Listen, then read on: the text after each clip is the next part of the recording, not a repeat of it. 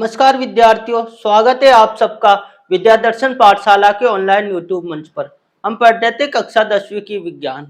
जिसके पहले अगर आपने इस चैनल को सब्सक्राइब नहीं किया हो तो इस चैनल को जरूर सब्सक्राइब करें व अपने ज़्यादा से ज़्यादा साथियों तक इस चैनल को पहुँचाएं ताकि सभी साथी इस कक्षा का फायदा उठा सके। तो चलिए देखते हैं, आज हमारा नए चैप्टर की शुरुआत होगी जिसका नाम है हमारे पास में चैप्टर 5 अध्याय 5 जैव प्रक्रम।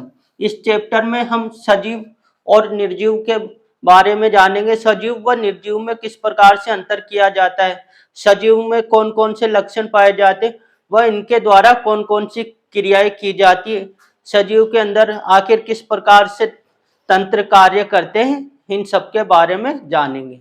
तो हमारा सबसे पहला क्वेश्चन आता है कि आखिर हम जैव, सजीव और अजैव निर्जीव में किस प्रकार के अंतर कैसे करते हैं, मतलब सजीव और निर्जीव में अंतर किस प्रकार का होता है।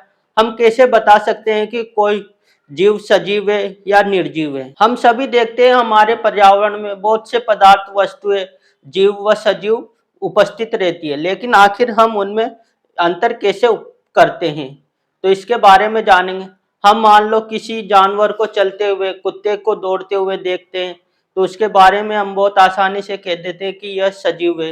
पेड़ पौधों का उदाहरण ले, वह चल फिर तो नहीं सकते लेकिन अपनी गति करते रहते हैं। उनका कद, उनकी ऊंचाई हमेशा बढ़ती रहती है। कुछ समय बाद देखते हैं तो वह बहुत छोटे होते हैं, फिर कुछ समय के बाद में वह थोड़े बड़े होते हैं, बड़े होते जाते हैं।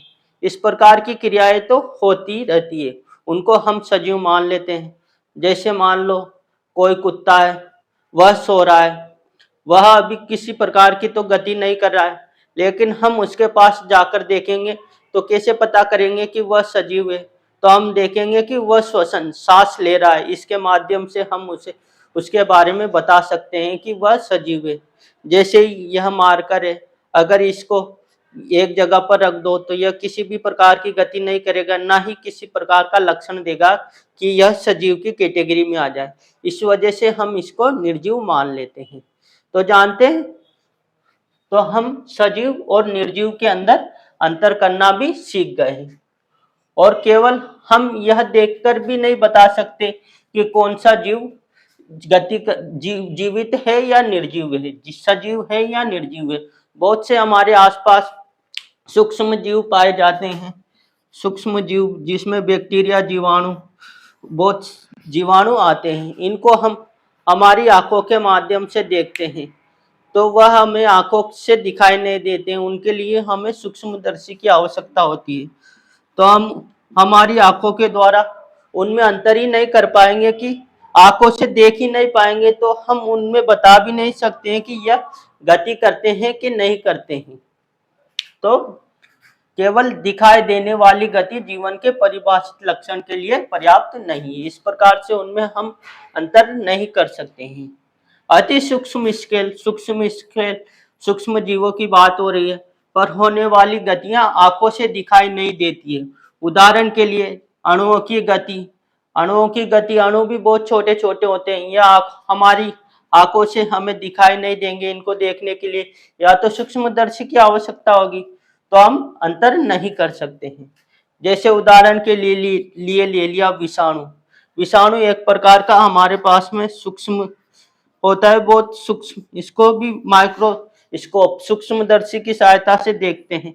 तो हम देखते हैं कि सूक्ष्म विषाणु जब यह बाहरी वातावरण में उपस्थित रहता है, बाहरी वातावरण में उपस्थित रहता है, तो यह किसी भी प्रकार की गति नहीं करता है। जैसा का है जैसा ही रहता है, भले कितने ही साल हो जाए, कितने ही वर्ष हो जाए, इसको कोई फर्क नहीं पड़ेगा। इसके जैसा एक जगह पर है उसी स्थान पर बना रहेगा। लेकिन जैसे ही यह सजीव के अंदर प्रवेश करता है, सजीव कोशिका के अंदर ही आएगा किसी सजीव, तो वहां पर यह अपनी सभी संपूर्ण गतिविधियां करने लग जाता है। तो इसमें वृद्धि विकास भी होगा, वह जनन की प्रक्रिया भी करेगा, सभी प्रक्रिया करने लग जाता है। इस वजह से यह अभी तक संचय विवाद बना हुआ है कि विषाणु को हम सजीव में ले या निर्जीव में लें तो विषाणु के अंदर आणविक गति नहीं होती है जब तक वे किसी कोशिका को संक्रमित नहीं कर देते हैं। जब तक वह कोशिका के अंदर नहीं चले जाते हैं उसमें किसी भी प्रकार की कोई गति नहीं होती है। अतः इसी कारण यह विवाद बना हुआ है कि वास्तव में यह सजीव है या नहीं है। तो आज भी यह शोध का विषय है कि विषाणु को सजीव की कैटेगरी में रखे या निर्जीव की कैटेगरी में। और आगे देखते हैं। हम जान चुके हैं कि हम सजीव व निर्जीव में आखिर किस प्रकार अंतर करेंगे। हमने देखा कि उनमें होने वाली आणविक गति के माध्यम से हम सजीव व निर्जीव में अंतर कर सकते हैं। अब हमारा प्रश्न आता है कि जीवन के लिए, सजीव बने रहने के लिए हमारे शरीर में आणविक गतियां क्यों आवश्यक है? आखिर हम आणविक गति क्यों करते हैं, इनकी क्या आवश्यकता होती है? हम सब ने बचपन में जन्म लिया है, हम छोटे से बच्चे रहते हैं, छोटे से फिर बड़े होकर वयस्क तक बन जाते हैं, वयस्क बन जाते हैं। तो यह हमारे शरीर की किसको दर्शाता है? वृद्धि व विकास, वृद्धि व विकास को दर्शा रहा है। आखिर हमारे शरीर में वृद्धि हो रही है तभी तो हम छोटे से किशोर बने, किशोर से वयस्क व फिर बुढ़ापे की तरफ चल जाएंगे। फिर इसके बाद में एक ऐसा समय आएगा जब हमारा शरीर कुछ कार्य भी नहीं कर पाएगा और फिर उसके बाद में मृत्यु हो जाएगी। तो मतलब कोशिकाओं में परिवर्तन हो रहा है यहाँ पर छोटे से। तो मतलब कोशिकाओं में परिवर्तन किसकी वजह से हुआ है? वृद्धि व विकास की वजह से। वह वृद्धि व विकास के लिए हमें किसकी आवश्यकता होती है? भोजन की, भोजन की आवश्यकता होती है। और भोजन से हमें मिलती है ऊर्जा। तो इस ऊर्जा के लिए हमें भोजन की आवश्यकता होती है और भोजन के माध्यम से वृद्धि व विकास होता है। तो मतलब और यह भोजन हमारे शरीर में किस में पहुंचता है? किसके द्वारा यह ऊर्जा का निर्माण करता है? कोशिकाओं के द्वारा। तो कोशिकाओं में आणविक गति होती है, वह गति होती है जब भी तो यह हमें ऊर्जा मिल पाती है। तो हम कह सकते हैं कि वृद्धि व विकास के लिए आणविक गति आवश्यक है। और देखते हैं, हम यह जानते हैं कि सजीव की संरचना सुसंगठित होती है। हम सबकी संरचना सुसंगठित होती है। जैसे सबसे छोटी इकाई की बात करें तो हमारे शरीर में कोशिका रहती है, फिर कोशिका से ऊतक का निर्माण होता है। कोशिकाओं के समूह को हम ऊतक का नाम दे देते हैं। फिर ऊतक से अंग बनते हैं, ऊतक के समूह को अंग बोल देते हैं। अंग से इसी प्रकार अंग मिलकर कार्य करते हैं तो अंग तंत्र, और फिर अंग तंत्र से हमारे शरीर का निर्माण होता है ताकि जब भी तो हम जीवित रह पाते हैं। तो हम यह जानते हैं कि सजीव की संरचना सुसंगठित होती हो। उनमें ऊतक हो सकते हैं, ऊतकों में कोशिकाएं होती हैं और कोशिकाओं में छोटे छोटे घटक होते हैं और कोशिकाओं में कोशिकांग होते हैं जो बहुत छोटे छोटे इनके ही घटक होते हैं। सजीव की यह संगठित एवं सुव्यवस्थित संरचना समय के साथ पर्यावरण के प्रभाव के कारण विघटित होने लगती है। हम देखते हैं कि बचपन में तो हमारी जवानी में हमारी सबकी कोशिकाएं अष्टपुष्ट रहती है, हम अच्छे से कार्य कर पाते हैं। लेकिन धीरे धीरे हम बुढ़ापे की तरफ जाते हैं तो यह विघटित होने लग जाती है। या ये तो समय के साथ हुआ, लेकिन हमें मान लो कोई चोट लग जाती है तो चोट लगने के समय भी हमारी कोशिकाएं विघटित हो जाती है। तो हम इस चोट का उपचार करवाते हैं ताकि कोशिकाएं वापस पुनः जैसी की जैसी स्थिति में आ सके और वह चोट खत्म हो जाए। यदि यह व्यवस्था टूट जाती है तो जीव और अधिक समय तक जीवित नहीं रह पाएगा। अगर बुढ़ापे के बाद क्या देखते हैं कि हमारी कोशिकाएं ठीक से काम नहीं कर पाती है, संरचना ठीक बनी नहीं रहती है और फिर उसके बाद में मृत्यु हो जाती है। तो अधिक समय अगर मान लो चोट लग जाए, चोट का भी हम इलाज नहीं करवाएंगे तो तब भी हमारी मृत्यु हो जाएगी। उसी प्रकार अतः जीवों के शरीर को मरम्मत किसकी? कोशिकाओं की मरम्मत व अनुरक्षण, कोशिकाओं के अनुरक्षण के लिए, रक्षा के लिए की आवश्यकता होती है, क्योंकि ये सभी संरचनाएं अणुओं से बनी हुई होती है। अणु मतलब कोशिका, अणु मतलब छोटी इकाई, अणुओं से बनी होती है, अतः उन्हें अणुओं को लगातार गतिशील बनाए रखना चाहिए। अणु लगातार गतिशील बनाए रखेंगे तभी, गतिशील बने रहेंगे तभी तो वह अपने अपने कार्य कर पाएंगे, ताकि हमें समय समय पर ऊर्जा मिलती रहे, वृद्धि व विकास होता रहे। तो हम जान चुके हैं कि जीवन के लिए आणविक गतियां क्यों आवश्यक है। आगे देखते हैं अब जैव प्रक्रम के बारे में। अब आता है अपना इस चैप्टर का टॉपिक जैव प्रक्रम। वह इस चैप्टर का नाम भी जैव प्रक्रम ही है। तो जानते हैं हमने क्या जाना, हमें सजीव बने रहने के लिए निरंतर गतिशील रहना पड़ता है, गति करनी पड़ती है, ताकि उसके माध्यम से हमारे शरीर का वृद्धि भी हो, व विकास हो, वृद्धि व विकास आवश्यक हो। वह वृद्धि व विकास के लिए हमें किसकी आवश्यकता होती है? ऊर्जा की, भोजन की आवश्यकता होती है, और भोजन से हमें ऊर्जा की आवश्यकता होती है। तो हम क्या कह सकते हैं, वृद्धि व विकास के लिए हमें ऊर्जा की आवश्यकता होती है, और वह भोजन के माध्यम से मिलती है। और हम भोजन ग्रहण करते हैं, सीधा वातावरण से भोजन ग्रहण कर लेते हैं हमारे मुंह के द्वारा। फिर इस भोजन का पाचन होता है, और फिर इसके माध्यम से ऊर्जा का निर्माण होता है। तो यह सभी प्रक्रिया के अंतर्गत गति हुई, भोजन मुंह के द्वारा हमारे पेट में गया, वहां पर विभिन्न गतिविधियां हुई, उनमें कुछ एंजाइम मिले, उत्प्रेरक मिले, ताकि उनसे भोजन का पाचन हुआ और ऊर्जा मिली, और जिससे हमारे शरीर की वृद्धि व विकास हुआ, और हमारे शरीर की रक्षा भी हुई। बाहरी जीवों से रक्षा करने के लिए इम्यून सिस्टम, जिसको प्रतिरक्षी तंत्र भी बोलते हैं, उसके लिए भी हमें भोजन की आवश्यकता, ऊर्जा की आवश्यकता होती है। तो हमारे शरीर को भोजन की आवश्यकता होती है, और फिर उसका पाचन हमारे शरीर में बहुत से जैव प्रक्रम द्वारा होता है। तो देखते हैं वे सभी प्रक्रम जो सम्मिलित रूप से अनुरक्षण का कार्य करते हैं, जैव प्रक्रम कहलाते हैं। अनुरक्षण हमारे शरीर की रक्षा का कार्य करते हैं। तो यह हमारे पास में मुख्य रूप से 4 प्रकार के होते हैं। जैव प्रक्रम के अंदर हमारी पहली प्रक्रिया आती है पोषण। जैव प्रक्रम में पहला आता है पोषण। पोषण के अंदर हम भोजन ग्रहण करते हैं, भोजन को ग्रहण करना, फिर उसका पाचन करना, फिर उससे ऊर्जा का निर्माण होना, यह सारी प्रक्रिया हम पोषण के अंदर पढ़ेंगे। श्वसन के अंदर हम सभी जानते हैं हमें जीवित रहने के लिए ऑक्सीजन की आवश्यकता होती है, और ऑक्सीजन हमारे ऊर्जा निर्माण में सहायक होती है। तो हम अंदर कौन सी गैस लेते हैं? ऑक्सीजन गैस लेते हैं, जीवित गैस भी बोलते हैं, जीवन गैस, और फिर कार्बन डाइऑक्साइड गैस का उत्सर्जन करते हैं। तो यह पूरी प्रक्रिया आखिर किस प्रकार होती है, वह हम श्वसन के द्वारा पढ़ेंगे। वहन मतलब हमारे शरीर में, हम सभी जानते हैं कि हमारे शरीर में पोषक तत्व, जितने भी पोषक तत्व होते हैं, ऊर्जा होती है, भोजन होता है, उनका परिवहन किस प्रकार से होता है?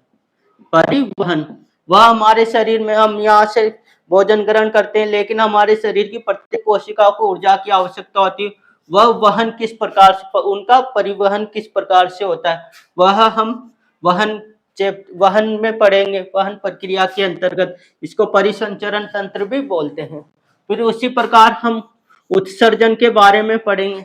हमने जो भोजन ग्रहण कर लिया उससे ऊर्जा मिल गई, लेकिन अपचित भोजन, आखिर अपचित भोजन भी तो होता है, कुछ भोजन का कुछ भाग अपचित रह जाता है, वह हमें पचता नहीं है, उसका उत्सर्जन किस प्रकार से होता है, वह हम उत्सर्जन के अंदर पढ़ेंगे। तो पहला देखते हैं पोषण। पोषण, भोजन को ग्रहण करना। भोजन हम हमारे मुंह के द्वारा ग्रहण कर लेते कोई भी जीव, तो भोजन को ग्रहण करना एवं पचे हुए भोजन का अवशोषण, और जो भी हमारे शरीर में हमें भोजन पच गया है उसका अवशोषण किस प्रकार से होता है, एवं शरीर द्वारा अनुरक्षण के लिए और शरीर के द्वारा शरीर की रक्षा के लिए, और उसका उपयोग पोषण कहलाता है। तो पोषण क्या प्रक्रिया हुई? भोजन को ग्रहण करना, फिर उसको पचाना, पचे हुए भोजन का अवशोषण एवं शरीर द्वारा अनुरक्षण के लिए उसका उपयोग पोषण कहलाता है। तो यह हमारे पास में पोषण की प्रक्रिया पूरी हो गई। फिर देखते हैं पोषण के आधार पर हम जीवों को 2 समूह में बांट देते हैं। आखिर उनमें पोषण की प्रक्रिया किस प्रकार से होती है, तो हम जीवों को दो भागों में बांट देते हैं। पहला आता है हमारे पास में स्वयंपोषी पोषण। स्वयंपोषी मतलब नाम से भी चल रहा है, स्वयं का मतलब खुद, स्वयं खुद अपने भोजन का निर्माण करेगा, उसे तो हम स्वयंपोषी बोल देंगे। वह विषमपोषी जो अपना भोजन का निर्माण स्वयं नहीं कर पाएगा, उसे विषमपोषी। तो देखते हैं, पोषण का वह तरीका जिसमें जीव अपने आसपास के वातावरण में उपस्थित सरल अजैव पदार्थ जैसे कार्बन डाइऑक्साइड, पानी और सूर्य के प्रकाश से अपना भोजन स्वयं बनाता है, उसे उदाहरण में हरे पौधे, मतलब जो भी अपना भोजन स्वयं बनाएगा और किसकी सहायता से, उपस्थित सरल पदार्थ होते हैं जैसे कार्बन डाइऑक्साइड, पानी और सूर्य के प्रकाश। पौधे अपना भोजन सूर्य के प्रकाश की उपस्थिति में प्रकाश संश्लेषण की प्रक्रिया द्वारा बनाते हैं और वह स्वयं खुद बनाते हैं। तो वह किसके अंतर आते हैं, स्वयंपोषी पोषण के अंतर्गत।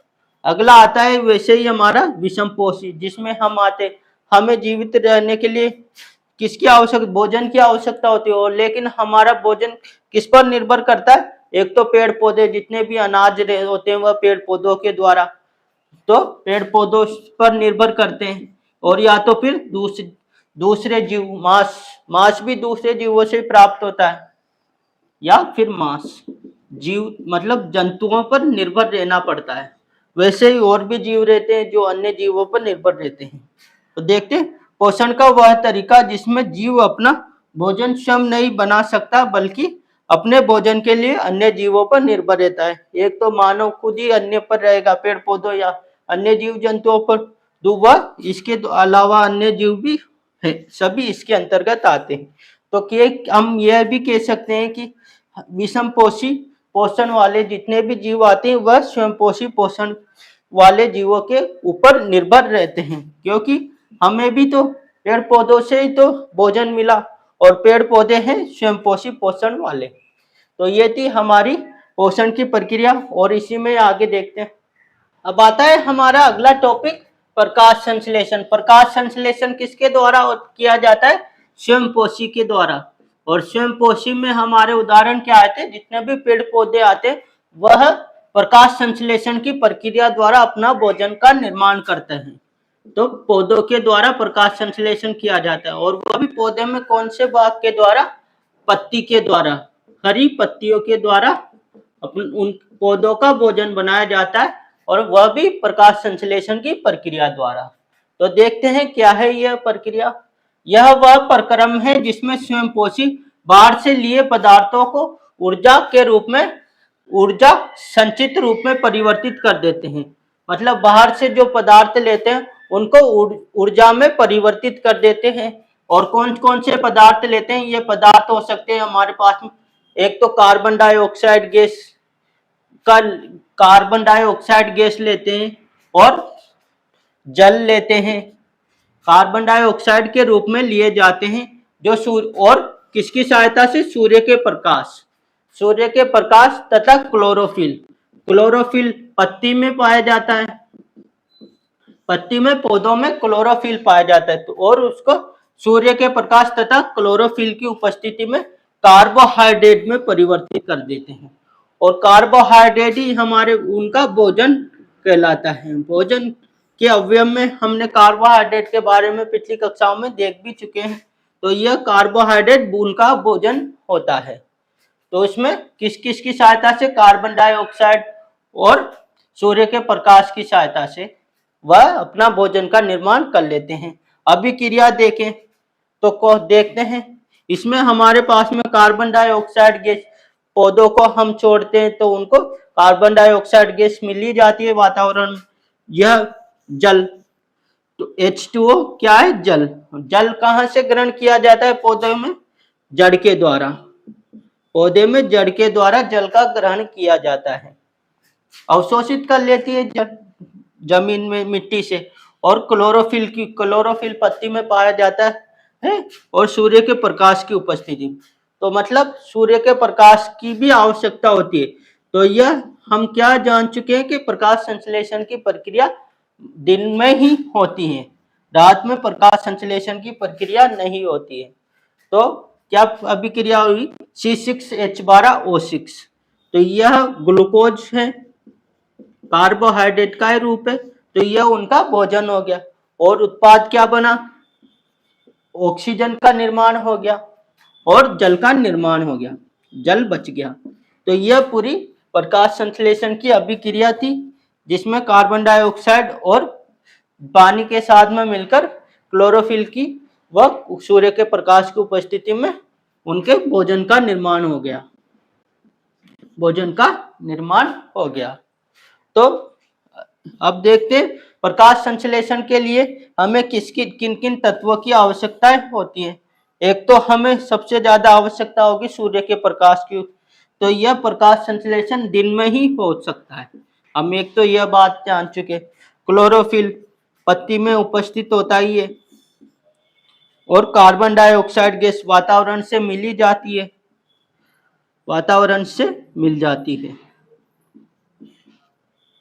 और जल भी मिट्टी के जमीन के द्वारा, मिट्टी से मिल जाता है, जमीन से मिल जाता है। और किसके द्वारा अवशोषित होता है, जड़ के द्वारा। जड़ अवशोषण की प्रक्रिया द्वारा जल ले लेती है।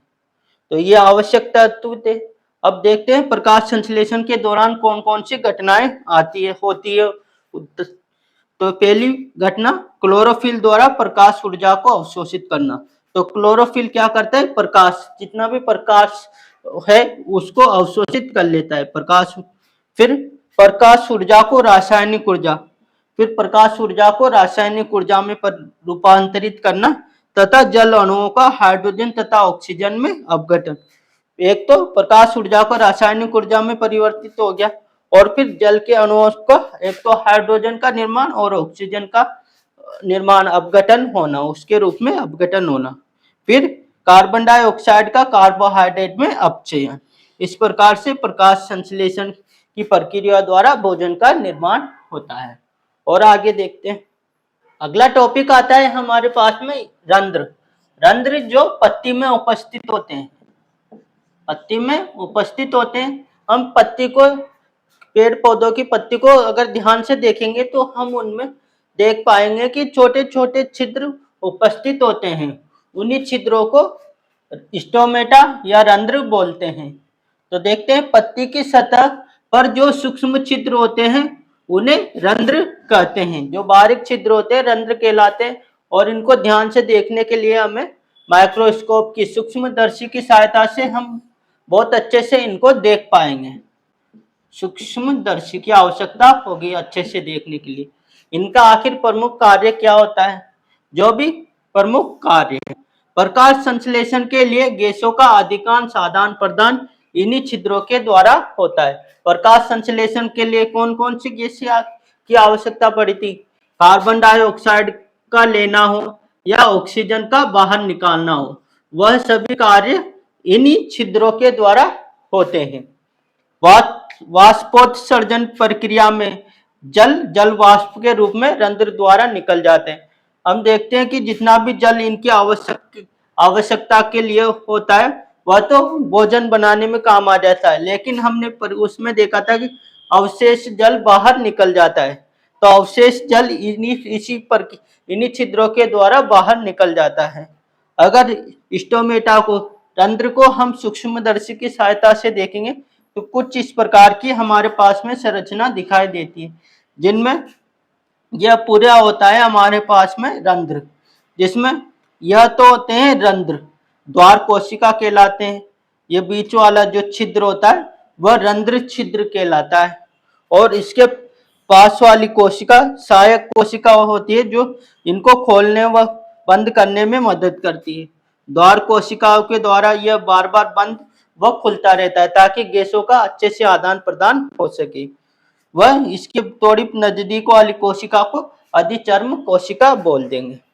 तो देखते हैं, रंध्र पत्ती की सतह पर सूक्ष्म छिद्र शोषण, गैसों का विनिमय और वाष्पोत्सर्जन के लिए खुलता बंद होता रहता है। तो ये था पूरा रंध्र। इसके कार्य जान चुके, किस प्रकार का होता है, कुछ इस प्रकार की संरचना होती है देख चुके हैं। तो ये हमारा प्रकाश संश्लेषण का टॉपिक भी बिल्कुल खत्म होता है। और आज की क्लास को भी हम यहीं समाप्त करते हैं। मिलते हैं अगली वीडियो में किसी नए इसी के नए टॉपिक के साथ में। जब तक आप इस चैनल को लाइक शेयर व सब्सक्राइब करें। अब धन्यवाद।